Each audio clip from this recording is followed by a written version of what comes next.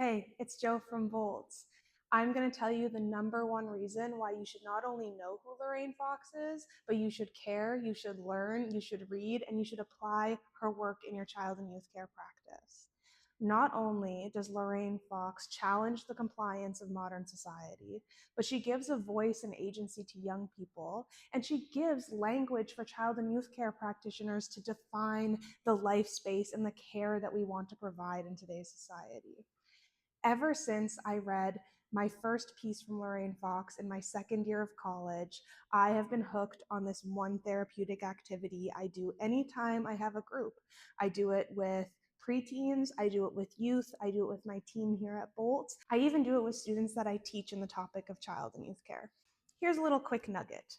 In 1994, Dr. Lorraine E. Fox published The Catastrophe of Compliance. In this article, she explores an activity she was asked to facilitate for a group of 18-year-olds who were leaving care and going off to spread their wings in the world.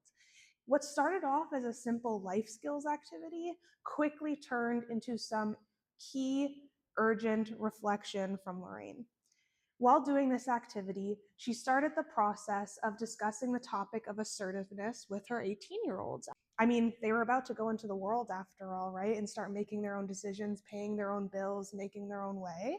So she leads the conversation and she asks them to make requests of each other. And as soon as the activity starts, the air in the room changes. It turns to anxiety, to stress. She starts to see in real time how these 18-year-olds struggle with the idea of someone asking a request of them and struggle with declining that request to the point where even when they had to decline the request to their peers on paper, some of them even said, "Sorry, Lorraine said I can't." Interesting how when you give a group of young people requests and the idea to say no, it's such unfamiliar and uncertain and scary territory, especially for youth who are about to go be adults. Ever since then, I've actually been doing my own version of this therapeutic activity, not for life skills, but for exploring compliance and how to move farther from compliance and closer towards assertiveness. So this is my take on that activity because I've spent my whole career wondering, okay, but what next? Lorraine saw firsthand the catastrophe of compliance. She wrote about it, she shared about it, she explored it further. She gave us the knowledge we need to understand this issue in society so much deeper. So what do we do with it? This is my favorite therapeutic activity on compliance. This is actually a three-part activity. We're going to explore what assertiveness is. We're going to practice and understand the feelings that come with assertiveness in real time. And then we're going to explore how to foster assertiveness over compliance as practitioners alongside our young people. For step one of this activity, I usually have a visual or a whiteboard. I start with just having the word assertive show up. And I have a quick discussion with the group. Assertive is a word that we all know, but do we really know what it means? Let's brainstorm some ideas together. This becomes more of a curveball than I ever expect because a lot of the definitions that I get for assertiveness very rarely match the definition of it I find in the dictionary. I get examples such as loud, bossy, leader, upset, angry, rude, loud. A lot of negative connotations come for the word assertive. A lot of people's association of being assertive is to not be liked by your peers, to not be kind to others, and to not be fostering relationships. And this shows me a lot. This shows me a lot about why a lot of the people and young people I work with lean away from assertiveness. Who would want to come across as bossy or rude or loud and too in charge and not listening to others and upset and angry? I don't know about you, but that's not how I aim to lead a room. The fun part is when we look up the real definition of assertiveness. When we look up the definition of assertiveness, it tells us someone who is assertive is someone who's comfortable and confident sharing their thoughts, their needs, and their opinions in a way that is still considerate of those of other people. So assertiveness can actually be quite respectful, kind, caring. There's a lot of interpretations of assertive that don't get thrown around on a regular basis until we look deeper into it. So that's step one. discuss assertiveness, and sit with that a little bit, how we've all created a definition of assertiveness that doesn't even match, dissect that a little bit. Every time I've run this activity for the last 7 years, not once has someone given me the true definition of assertiveness when I did this activity. So that's something to think about. On its own, therapeutic. The second part of this activity includes having paper and a pencil or a pen for every participant. You give a strip of paper to every person and you tell them that they can write a request of anyone in this room to do anything for them. You can choose if you want to leave it open-ended. I like to put them in partners so that they have an anchor that they can conceptualize who is about to ask them that request. And the concept of writing anything is what starts filling the room with that uncertainty that Lorraine Fox started to experience in 1994. All of a sudden, you have two people sitting across from each other, and they are able to ask someone to do anything. They have to write this request down. I start to see people sweating. I see people raising their hand. Anything? Absolutely anything. You can ask them to give you $100. You can ask them to stand on their head. You can ask them to compliment you. You can ask this person to do anything in the whole world. And the people who are about to receive this request, they start to experience some panic, some anxiety, some discomfort.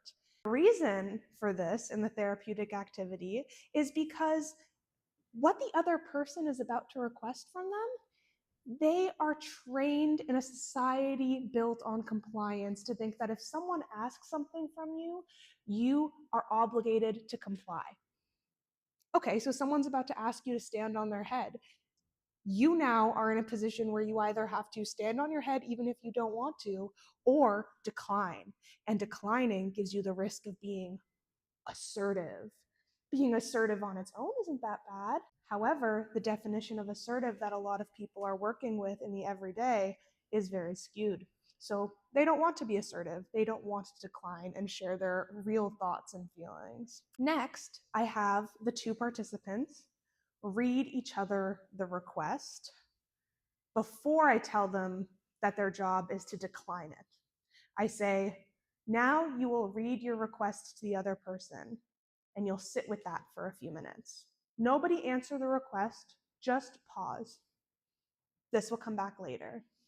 They take a minute and they ask each other their requests, and I ask them to pause. Then I tell them their job is to decline that request. And similar to how Lorraine Fox saw in 1994, declining the request is not as easy as just saying no. And the idea of saying no is very difficult for young people in society. Shocker. So I encourage them and I instruct them, you just have to say no. You cannot justify, you cannot blame it on someone else, you cannot make an excuse, you can't offer an alternative, you just need to decline. And wow, it is fascinating how little of a toolbox and how small of a vocabulary people have when in that state to decline assertively. A lot of it is either passive, or someone has been so passive for so long that now they're aggressively declining. They are feeling angry that they have complied for so long to something they don't want. And the fact they're even asking them, how dare you, right? So that's the meat of it. That's the fun part, is to feel that in the room and to organically create that same feeling around compliance and assertiveness. Next, we explore how can we take action to make assertiveness feel more comfortable. One of those things is to pause before you say yes, to pause with a request, as I asked them to do before, and to really sit with it for themselves before they make a decision. Amazing. Something else to think about is how we give choices to young people. When we give them choices, is no actually an option? We can think about this in our use of direct language. When we say, hey, are you ready to go outside yet? And the youth says, no. And we say, well, you're going anyways. We just created an atmosphere of compliance. When we say, hey, do you want to go outside right now or after dinner? It gives a lot more choice and insinuates kind of what we're trying to go about. Or, hey, do you want to go outside or hang out inside today and do something? Either way, we're going to be connecting. That's an important piece to hold on to. But how do you want to connect? Let's move away from my vision and move towards a shared vision. Let's explore co creation and process oriented work. When we co create processes and designs, systems, routines, rules, even creating shared agreements, why do rules exist? The world goes by in such a beautiful way. Lorraine Fox was asking why over and over before it was even mainstream. Taking the time to understand a youth and them before you lead with correction or guidance or teaching is how we move away from compliance and move towards assertiveness. Why don't you want to do that? Why are you feeling angry? Let's lead with understanding first and guiding next. I hope you've enjoyed this activity on assertiveness. If you don't know who Lorraine Fox is, please go read her work and think about how you can take a step in your practice to move away from compliance and towards assertiveness. Thanks for watching. Join me for our Pillars for All practices coaching at www.boltsforkids.ca.